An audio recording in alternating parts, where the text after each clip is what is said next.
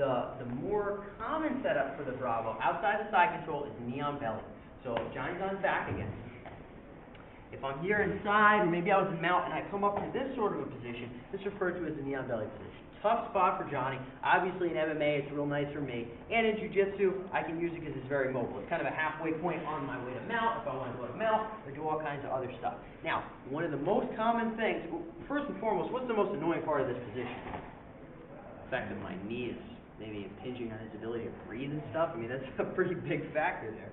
So as this is driving down, one of Johnny's primary concerns is getting this the heck off of him. So very predictable behavior on his part is shoving the knee.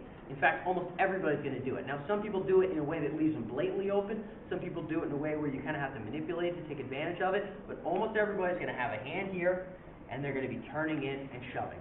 So as soon as I pop up, so I'm in position here, right, Johnny's flat. I'm going to pop up to the knee on belly.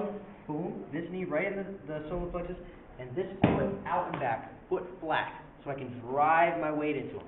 So I'm here. As he turns in and shoves that knee, as soon as my knee touches the ground, this follows. Grip, here. Grip up high, get my squeeze and finish. Now, little detail, I was explaining this with David. If John turns in, you know, I was explaining what a good bite is. John turns in and I'm able to grab all the way to the back of my tricep like this. I mean, whether it's a perfect grip or it's not a perfect grip, if you're in a self-defense or a competitive situation, you pretty much got it. But make sure that the way you ensure that is by getting that first arm as deep through as you can as possible. So we start on the side, I pop up the knee on belly, hand on the hip, knee to the solar plexus, this leg comes out. As he shoves it, as soon as my knee touches the ground, boing, I just shove his arm right through. His hand, palm facing out, grab the bicep, knees come in nice and tight. I get my squeeze, I get my tap. Okay? Make sense, John? Yep. Good. Okay, so let's keep the groups the same details, different set. My Bravo choke. Let's say I was a little bit slow. Brian's trying to grab onto my leg here. I was a little bit slow, and I'm just throwing my leg back. As I'm punching through, he gets all the way up to his knees. Go ahead. He's up here. So Brian gets all the way to his knees. So what I need to do now is I need to somehow still get a choke. Now I can switch to guillotines, I can do other things, but what I'm going to do is the following. This hand is already grabbing the back of his neck. I'm going to sprawl my leg to make sure he doesn't have a grip on my leg anymore.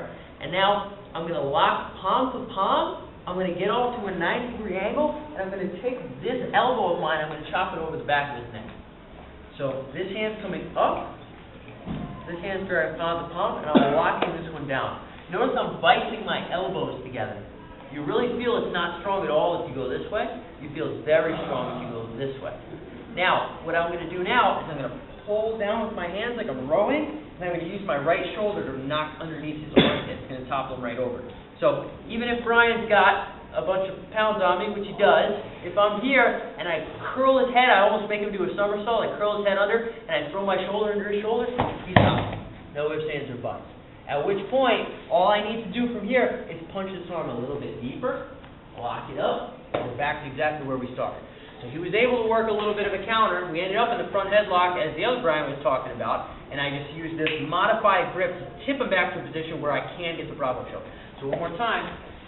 Brian's here. He's a little quick for me. He builds all the way up. As he does, I'm sprawling back so he can't get my legs. I come up to a 90-degree angle, and I punch up. Lock palm to palm. This hand punches up, I lock palm to palm. Elbow, vice is nice and tight. My other shoulder, my right shoulder in this case, is underneath his armpit. I'm going to curl his head into me as I drive in with my shoulders. I can knock him right over. At which point, I'm going to punch under, get a grip on my own bicep, get my squeeze, get my finish without any problems. All right, want to see that once, Brian? Go ahead.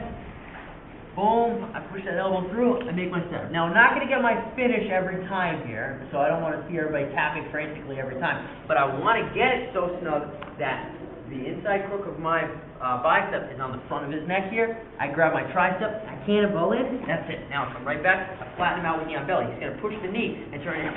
Boom, I set it up. Boom, nice and snug. I can hop over to the other side. And do this, turn in. Yep, set it out. Snug and tight. Flatten right back out.